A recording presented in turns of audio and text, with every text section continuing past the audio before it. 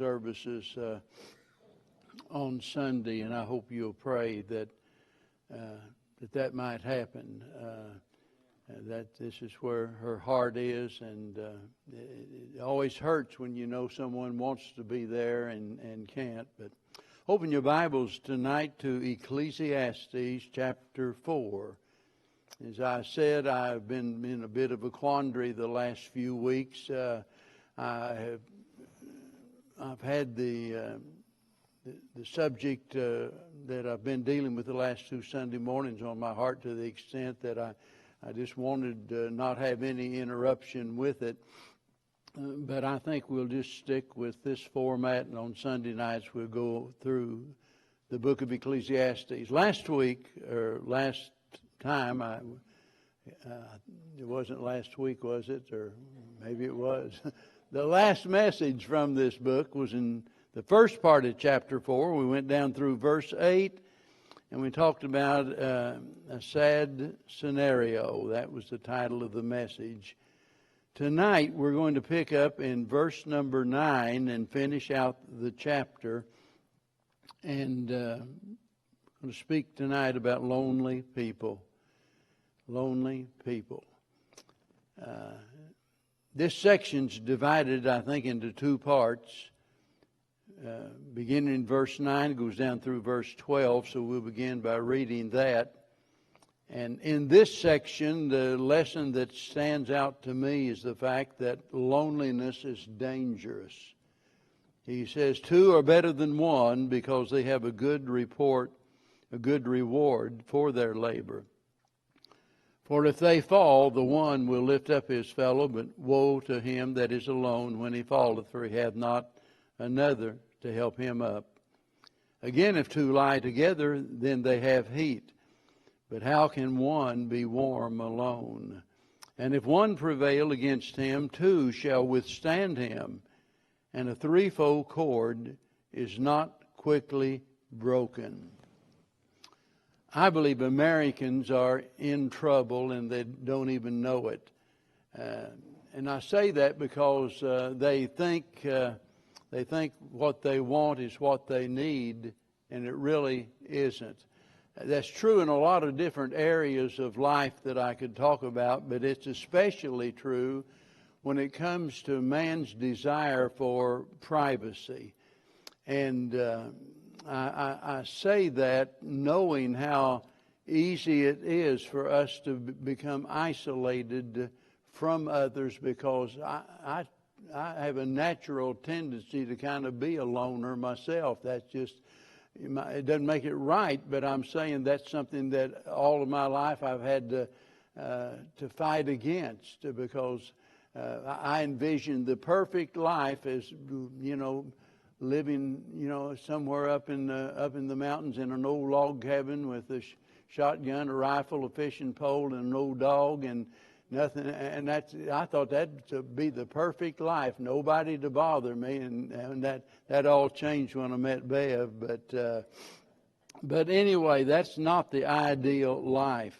A fellow by the name of Ralph Keyes wrote a book entitled "We the Lonely People" some time ago. I've never read it, but I read a quote from it, and him describing the situation, and he made this statement. He said, "Privacy is our most cherished value." Now, he's not saying it ought to be that way. He's saying that's what's happened in America today. That for a lot of people, that privacy is their most cherished value. And, you might think that sounds extreme, but there's a lot of truth in what he says, because it's evident from what we see that most people don't want to be bothered. Just leave me alone. They lock themselves in their homes. They entertain themselves with, the TV, the computers, the cell phones, and what have you, and they resent any interruption. They don't want anybody bothering them. They live in their own little world. Families don't even eat together anymore. I'll never understand that. Our children certainly wasn't raised that way. I mean, breakfast time or supper or whenever. I mean, we gathered around the table all together, and I just think that's the ideal. And I know we live in a different world and people are busy. I understand that. But boy, when you don't even have time to interact and communicate with your own family, you're going to have problems from that. And so, but that's where we are today. I can remember a time when everybody knew their neighbors. And they usually spent a lot of time, with their neighbors. In the evening, it was very common. You go down our old gravel road that I lived on, and you'd see different neighbors sitting out there in groups of 3 or 4 different ones and getting together, drinking tea or drinking coffee, and just sitting around talking to one another. But that's a thing of the past. Today, we try to stay as far away from people as we can.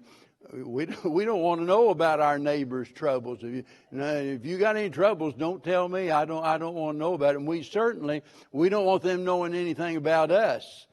And so we, build our fences and just keep ourselves as far away as we can from them. And what most people don't realize is this is a relatively new way of thinking in the world. In the past, and even to this very day, in many parts of the world, people live in close contact with each other. And instead of them emphasizing their individuality, they gain their identity from being from a particular family, or certain parts of the world. They were from a certain tribe, or they were from a certain community. Yeah, it's kind of that way whenever I was growing up. Like in a lot of fairly small towns, you was either from the east side, the west side, the north side, or the south side. And those, in my case, if you were from the south side, that meant, you were more well off than you was from the other side. If you was from the north side, you were from the poor side. If you was from the east side, that's kind of the business people, and some doctors and lawyers lived over there and what have you. But if you was from the west side, that was the tough side of town, and you always had one side of town that thought they were tougher than the other side of town. But I mentioned that because you tended to identify people by what side of the town they came from, or like the old saying, which side of the tracks did you come from? And that's important to a lot of people. But today we've been building walls instead of building bridges, and except for I think a select few people that cater to our names, we just try to shut everybody else out. And that might really sound good sometimes in watching some of these programs about flip and flop and things like that. You buy a house and fix it up and sell it, and watching some of those, and Bev and I be watching one, and somebody will be buying a new house, and they got a new one now about those that win the lottery. And so here they've won $1 million or more dollars, are going to buy a new home. And some of them will buy a town home, or they'll buy a home that's not, it looks like 10 feet apart from the other home. I wouldn't like that at all. Man, I want some space between me and other people, I don't want to be just crammed up, you see. And so that it's a temptation, though, for us to say, I just want to be left alone. Don't want anybody to bother me. And of course, in our particular neighborhood, they've got certain rules that hardly anybody follows. No soliciting there, and those of us that live there, we kind of like that. Don't come around knocking on our door, but they do anyway. And when we get to the point, and here's the problem, this is the root of the issue. When we get to the point that we feel we're better off being left alone than we are without companionship, we're in trouble. And our text here is assuring us that companionship, notice the quote, that brings us a good reward. And so having said that, Solomon then proceeds to speak about the compensations of companionship. And he gives us 3 examples in these verses. First of all, look at verse 10. He tells us the first compensation from it is the assistance in emergencies. For if they fall, the one will lift up his fellow, but woe to him that is alone when he falleth, for he hath not another to help him up. I want to start by reminding you we all fall in some way at some time.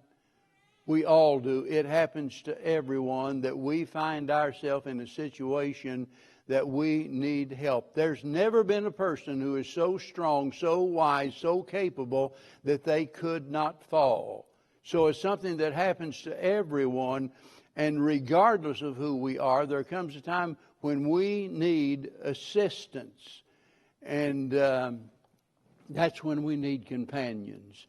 That's when we need somebody that's on our side, somebody that'll be there for us, somebody that cares enough that they're willing to help us. The fall can come in a lot of different ways. It might be in regards to the physical. It could be like a traveler going along some dark and dangerous mountain road. Maybe it's like a child out on the playground that falls, or a soldier on the battlefield. It can happen in a lot of different ways that physically we find ourselves in need of someone's help. It can happen in regards to finances. That, we'd all like to think, that we can take care of ourselves and we don't need any assistance. But the fact is, sooner or later, at some age in our life, that we need help from other people. It might be a domestic issue. That is a family that is coming apart at the seams, and we need help. We need someone that can help us, someone that can, provide an answer, a solution, give advice, or maybe just to be there to put their arm around our shoulder and give us a hug and say, I love you, I care, I'm praying for you. It might be a fall in the emotional area, maybe a weary housewife that is just so beaten up over life itself and the difficulties that she faces, that she is just an emotional wreck. And I'm talking about it can happen to what seems to be the strongest of women, and they need help. It might be a stressed out, overworked father. It might be even a teenager that is absolutely overwhelmed by peer pressure. Let me tell you, that is a very real thing and can be a very serious problem for people at that age. They want to fit in. They want to be a part of the in crowd. They want to feel like they are accepted by others. And so it can be an emotional fall. It might be in regards to morality that, we look back and all of us can think of someone that we identify maybe as having been a really good person and see that they fell into sin. They need someone to care. They need someone that will help them out of their sin. That's exactly what we're told to do over in Galatians chapter 6, verse 1 and 2. Those of you that are spiritual, what does he say? Well, you're to bear the burdens of those that are weak. We're to be there in their time of need. One of the great criticisms against the church is the fact that we're the only army that shoots our wounded.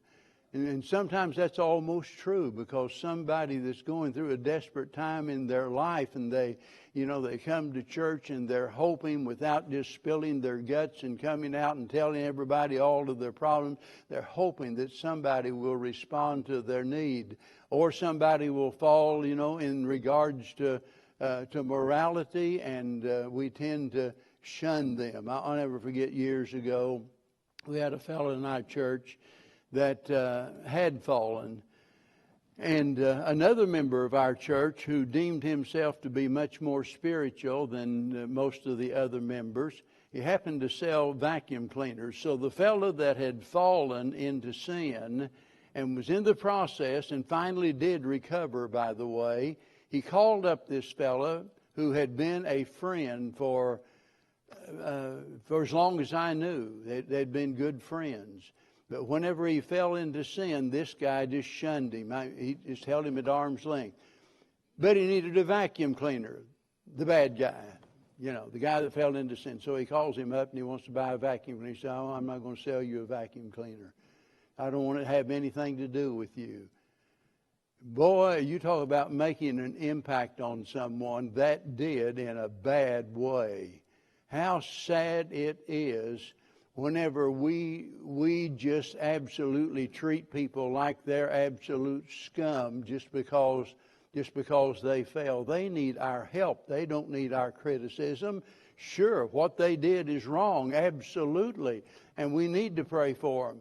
And it's one thing to let people know that we disagree with their behavior. It's another thing to treat them, like they're not worthy of being restored to fellowship with the Lord. That's our job. Ye which are spiritual, restore such a one, it says, in a spirit of meekness.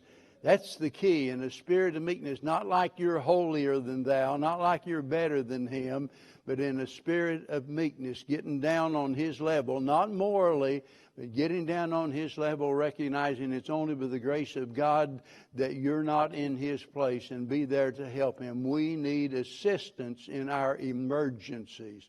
Now, verse 11, Solomon gives us another one of the compensations of companionship.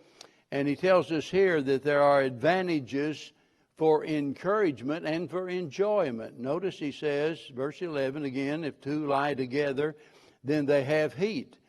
But how can one be warm alone? That just kind of seems to fit right in with what we've just gone through. Man, tying a record for the low here in Houston, something I never expected to see here. And this is an evidence of the fact that people need help during times like that. And here Solomon is speaking about a mutual warmth. I don't know about you, but I hate being cold. It is like torture to me.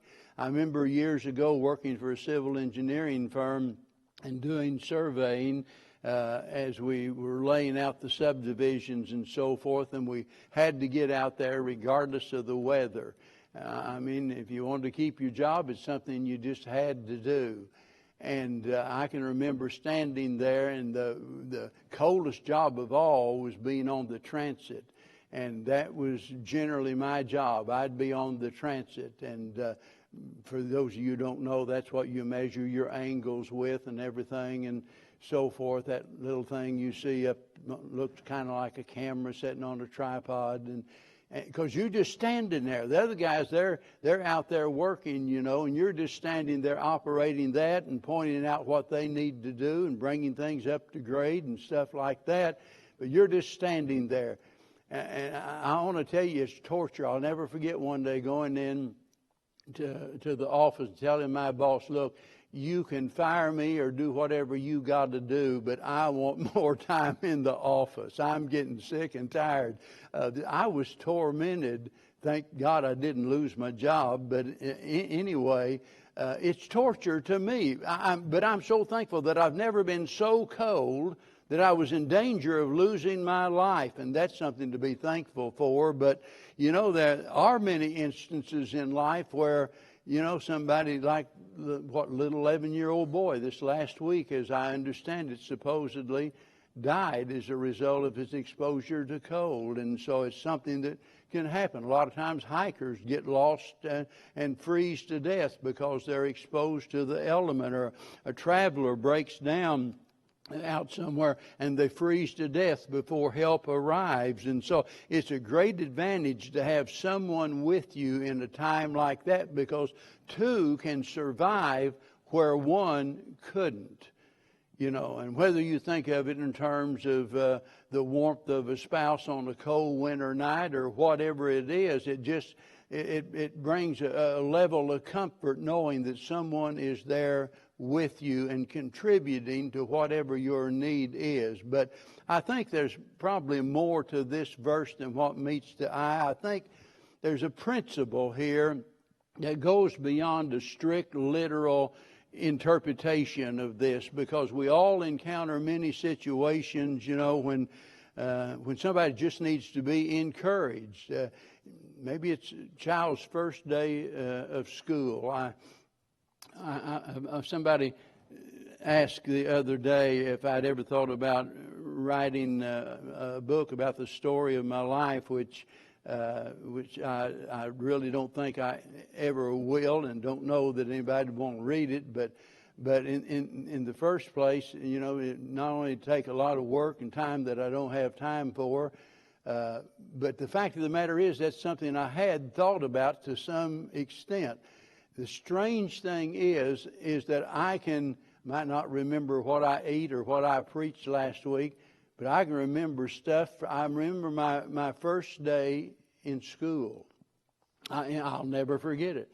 I was enrolled at Bailey Elementary School there in Springfield. Just went there a few days before we moved from there, relocated over to another school. But I've been there just a few days, but I can't get out of my mind that first day at that school. I didn't know anybody, and nobody knew me. And it was something that was a bad experience for me. I can remember going on my first Cub Scout camp out, very first time. I didn't know those guys. I just joined up with the bunch and was going on a camp out. They said, we're going to initiate you by throwing you in the water. And I told them, said, you're not throwing me in the water. Well, they didn't, but I was in a fighting mode, and finally they backed off and they didn't. But everything I remember, everything, and I could give a long list, all of the first memories I have in some way or another had to do with fear. I can remember when I was even smaller than going to school, my mama standing me up. She thought it was a good deal, I guess. What we call the Grant Street Viaduct that went all over the railroad yard, and it's a long viaduct there. And she held me up, and boy, that stuck in my mind for the rest of my life. And I thought to myself, I wish she would get me down from here. Now, she wouldn't let me fall naturally, but I didn't know that. I'm saying all that to say this. People find themselves in situations where they need encouragement of some kind. Whether it's the kid out there, that first day at school. It might be the new kid on the block. He doesn't know anybody. Nobody knows him. Some of you have been in that situation. That's difficult for a kid to deal with. You move to a new area, and all of a sudden you go to school and you don't know anyone. And like I said, everybody has that feeling that I want to be accepted by people. And so let that be a lesson to you young people. Whenever a new kid comes in, just moved into our area or something, do your very best to show them that you care, that at least be friendly. They don't have to become your best friend, but they need encouragement. And it might be somebody just starting a new job. And rather than holding them at arm's length, let them know, hey, I'm glad that you're here.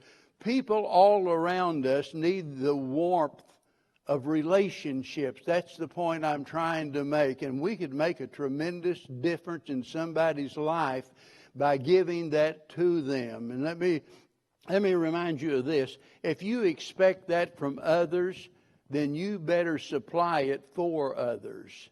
So many times, that's the way we want to be treated, but we don't treat others that way. We just think in terms of what others can do for us and never think about what we could do to be of some kind of help to them. Now, verse 12, this is the third area of compensation that he mentions, and that's aid against our enemies. And if one prevail against him, two shall withstand him, and a threefold cord is not quickly broken. It's difficult being in a fight when you're outnumbered.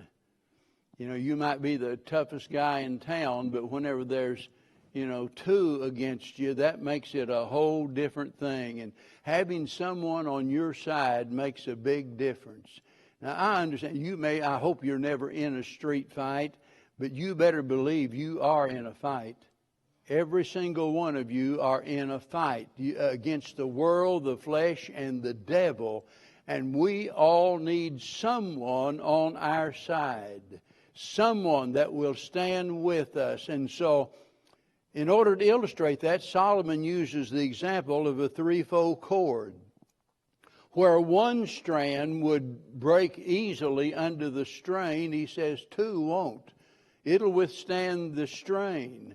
But he says a threefold cord makes it even stronger.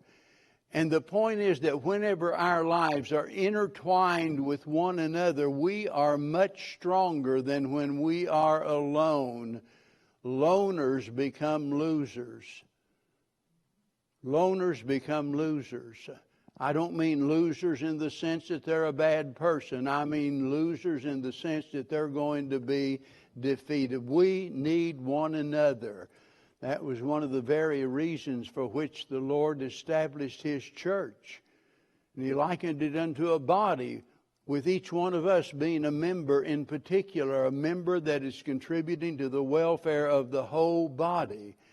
But the Bible gives us several examples of companionship. I think about Naomi and Ruth, and David and Jonathan. I think about Elijah and Elisha, and Paul and his helpers. I remember writing an article some time ago that was just really on my heart, and that it was called "The Saints Beside Me." And boy, I look back over my Christian life and thank God for the saints that have been beside me and the saints that are beside me today. And together we can do things that we could never, ever do alone. It takes all of us together and our relationships intertwined with one another. That's why the Bible says, weep with those that weep, rejoice with those that rejoice. Now, we come down to the second part of this section, beginning in verse 13. And now he speaks about longevity and the fact that longevity does not guarantee success. Longevity. If we just live long enough, some people have it in their mind that if they that the most important thing in the world is to live as long as possible, but that's not necessarily true. Notice verse 13 and 14. Better is a poor and a wise child than an old and foolish king who will no more be admonished. You can't tell him what to do. Verse 14. For out of prison he cometh to reign, whereas also he that is born in his kingdom becometh poor. Now here's a comparison that he's giving us. And on the one hand, you have a child who is poor, but he's wise. On the other hand, you have a king who is old, but notice he is foolish. And here in verse number 14, notice that it tells us here that the wise poor child ascends from the prison, as it were, to the throne. And it doesn't give us any details here, and so we can just only assume that he was promoted because of his wisdom. That's what the contrast is all about. And he's talking about the wisdom that evidently he gained from the hardships he experienced. That's why I say sometimes not having a handicap is our biggest handicap. A lot of times, when people talk about being born poor, that might be the best thing that could happen to a lot of people. I mean, really, naturally, nobody wants to be poor. Nobody wants to be deprived. Nobody wants to do without. That's only natural. But I'll tell you, some of the best people that ever lived were born into poverty and struggled and struggled and struggled throughout their lives before they were ever acknowledged for their greatness. And the reason they succeeded was due to the strength gained from the struggles they went through. There's something to be learned from the struggles of being even in poverty, and that's what he's saying. Now, in contrast to that, notice the old king. Remember, the king, he became king by virtue of his birth. He didn't do anything. He was just, next in line, so he becomes the king. But notice he's foolish, and he became poor. Here's a man in a position that there's no reason for him to fail whatsoever, and yet he does. And the telling trait in all of this that brought about his downfall is the fact that he refused to be admonished. It wasn't anybody going to tell him what to do. He was in authority. He could make the decisions. Who are you to try to correct me? And so he's obstinate. Nobody is going to dictate to him. He refused to listen to suggestions. He refused to receive counsel from others. And so, his failure reminds us that although, a long life teaches some people a lot of valuable lessons, there are certain instances where some people never learn. They never learn. They just absolutely, regardless of what happens, they don't seem to learn. And that's what's going on with this guy. And he doesn't learn because he refuses to be corrected. Verse 15, Solomon says, I'll bet he did. I considered all the living which walk under the sun, with the second child that shall stand up in his stead. Now this verse is reminding us that the reign of every king eventually comes to an end. Notice the phrase there, the second child. And that evidently, as far as I can understand, would refer to the old king's successor, the one who eventually takes his place. Because no one reigns forever. And so, his firstborn son, destined to take his place. Now, I realize this verse is a bit tricky to understand. I'm not saying I've got all of the answers, and some of the very best writers seem to be confused about it, but maybe I can say something that'll bring some clarity to it. Notice the phrase, all the living. That, to me, speaks about the general population, all of the living, those under the king's authority, those in the nation, you see. And they're compared to the second child, that is the old king's successor. Remember, and this is the one that's pictured here as a poor and a wise child in verse number 13. But maybe you're wondering, okay, then what's the point? I believe it has to do with this, that the wise son, awaiting his chance to reign with wisdom. He sees the error of his daddy's ways. He realizes the failure that his daddy has been. And now he's in the position of power. He's able to rule over the people. And in the beginning, no doubt, he makes every effort to rule with great wisdom. He wants to do everything. But the fact is, the general population, as he says, all of the living, all of a sudden, they want change again. They're not satisfied. Notice the next verse.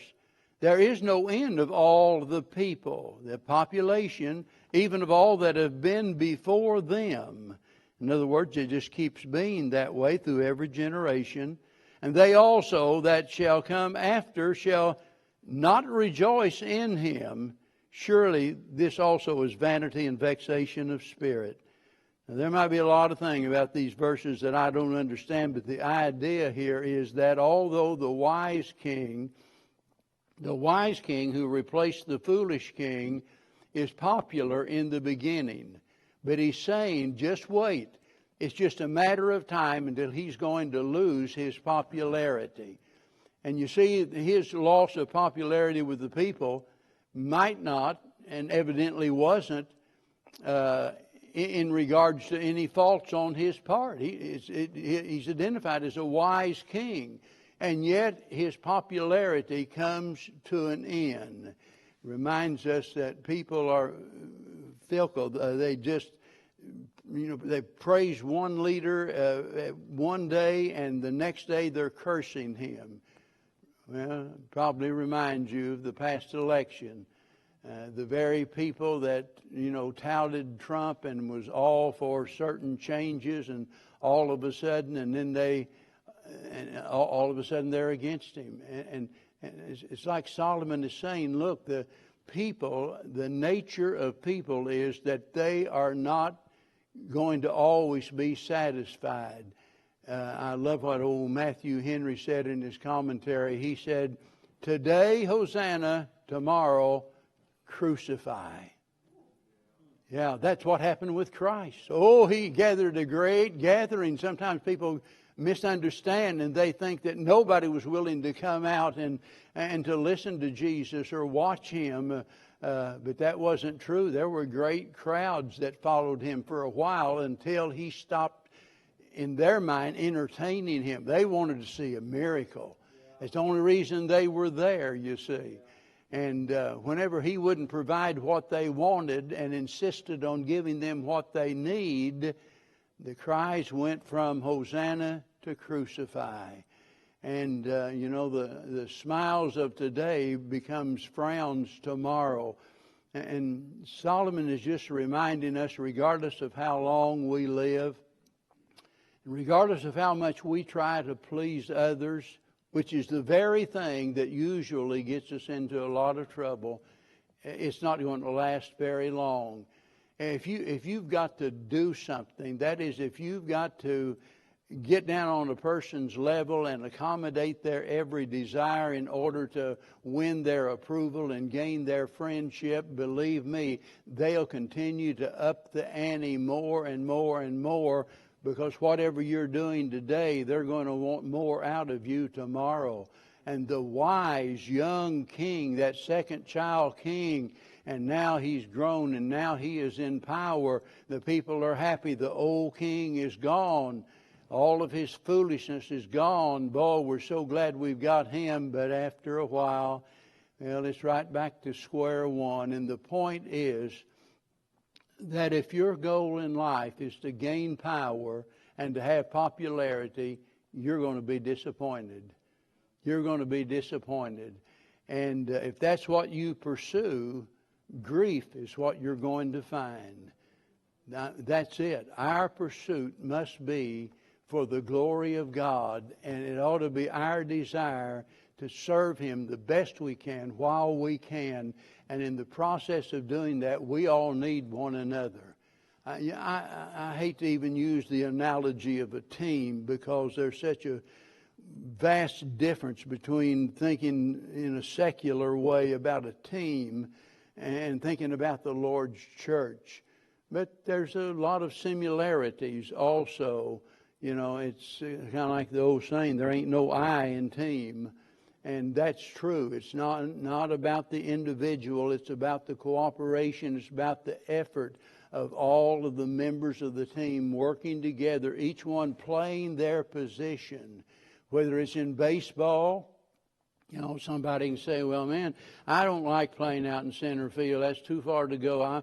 I don't care if we've already got a shortstop. I'm going to stand right there by him. Well, you can't function that way. A football team can't function, you know, if a person's only concern is about everybody wants to be a running back or a quarterback or whatever, and nobody wants to play defense, and so you've got total confusion on the field. It takes the cooperation of the entire team playing their position. And when it comes to the Lord's church, we don't all do the same thing. Thank God for that. It'd be horrible if God just gifted all of us with the ability to play the piano. And so we meet at our regular time. We come in, we take our seat, we get up one by one. Each one comes by, plays their little ditty on the piano, and they get up and they're seated. And finally we have the benediction and go home. What good would that be? No, we don't. I thank God for our musicians, but we'd be in trouble if that's all we had. Thank God we've got people, you know, that is gifted in different areas, and we need to be thankful for that. We need one another. And I hope you'll leave here tonight thinking to yourself, I want to be the kind of person that somebody needs. I want to be the kind of person that someone can depend upon. I want to help someone make up that threefold cord. I want to be a part of that relationship with them, that they'll find the strength to endure during the difficulties of their life. Aren't you glad that somebody's been that to you? someone that has intertwined their life with yours, and I hope you'll be that to someone else.